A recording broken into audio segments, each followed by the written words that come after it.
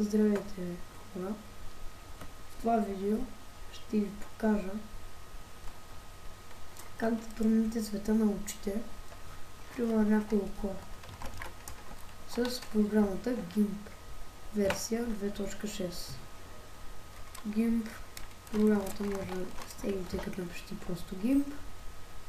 Влезете в първия сайт. Заради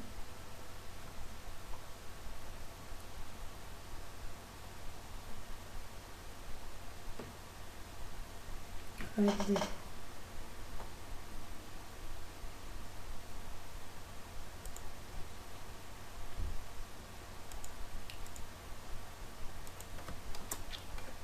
Ето сайта, ето, заради. И ето това е сайта. Давате на download и си сваляте версията. Но всъщност то вече има 2.8 версия и тя става. Но нека започнем. Аз няма да стегля програмата, защото вече си я имам.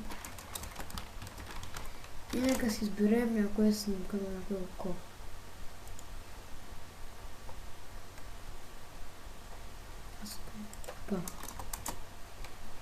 Така. Например, да изберем това око. И да си отворим програмата GIMP.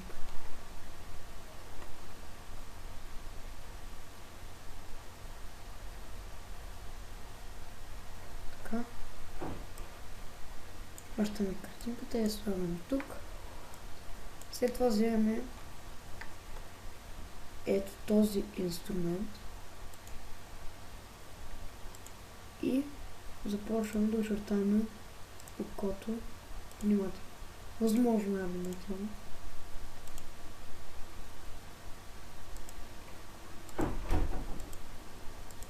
Така.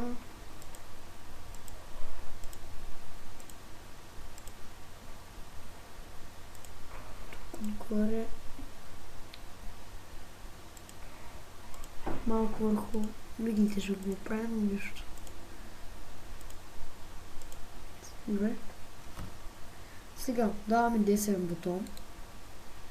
Отиваме на цветове. След това оцветяване. Ето тук. И ето сега може да се променим цвета. За насищането, какво да бъде.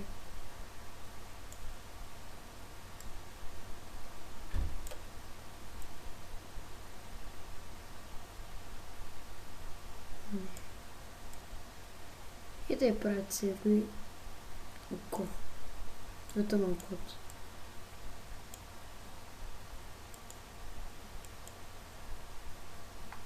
Да, добре.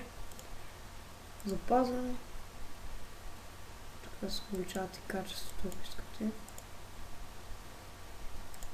И снимката вече е запазна. Ето. Значи ето как е изглеждал преди.